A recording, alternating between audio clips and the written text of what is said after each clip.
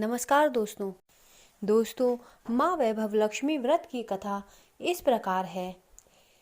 एक समय जब शहरी जीवन शुरू हो चुका था, सभी लोग भागदौड़ में व्यस्त थे। लोग अपनी ज़रूरतों को पूरा करने के पीछे इस तरह भाग रहे थे कि उन्हें पूजा पाठ, ईश्वर भक्ति या दया भाव आदि से कोई मतलब नहीं रह गया था। दिन पर दिन व्यक्ति पर बुराइयां हावी हो रही थीं।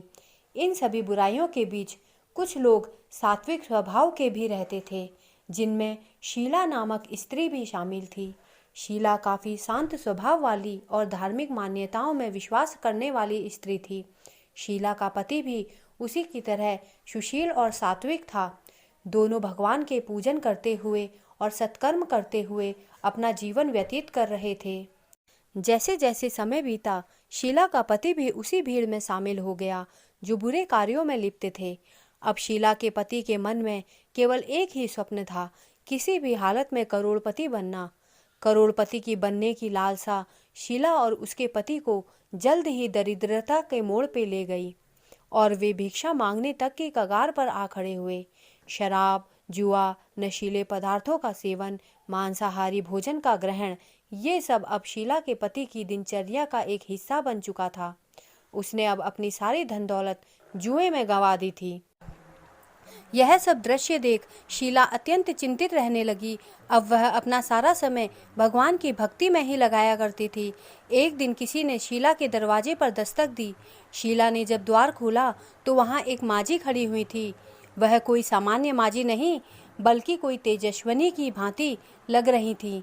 माजी के नेत्रों से मानो अमृत बह रहा हो। शीला ने जैसे ही माजी को देखा, उसका शरीर तो जैसे पावन ही हो गया। उसका रोम रोम खिल उठा। शीला उन्हें घर के अंदर ले आई और एक फटी हुई चादर पर माजी को बिठा दिया। अब माजी बोली कि शीला, क्या तुमने मुझे पहचाना? तुम हर शुक्रवार माता लक्ष्मी के मंदिर जाया करती थी। मैं भी वहाँ माता लक्ष्मी के भजन कीर्तन के लिए आती थी। तुम्हें मैंने बहुत दिनों से मंदिर में नहीं देखा, तो सोचा तुम्हारा हालचाल जान लूँ।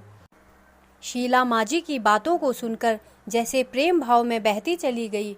उससे रहा नहीं गया और वह बिलक बिलक कर रोने लगी।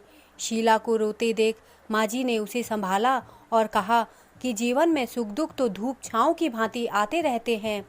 ऐसे समय में तुम्हें खुद पर और ईश्वर पर विश्वास करना चाहिए।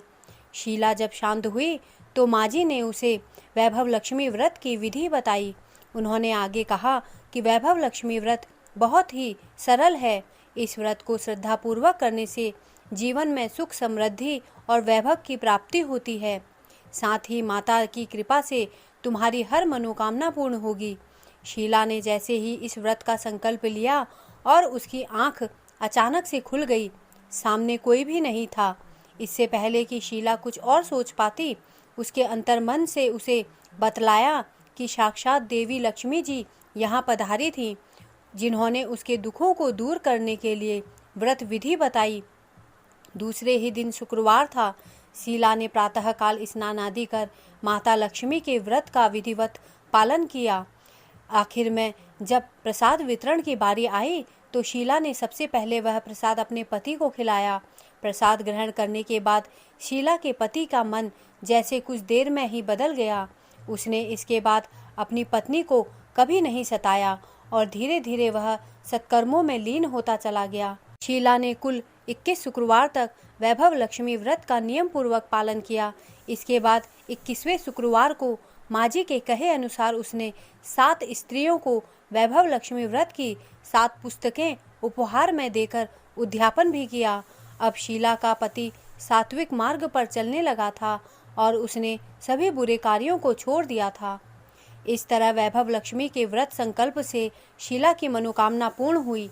इसी प्रकार जो भी जातक सच्चे मन से हर शुक्रवार वैभव लक्ष्मी के व्रत का पालन कर वैभव लक्ष्मी व्रत की कथा का पाठ करता है, उसके सभी दुख दर्द माता लक्ष्मी हर लेती हैं और उसके जीवन में खुशियों की बहार आती है।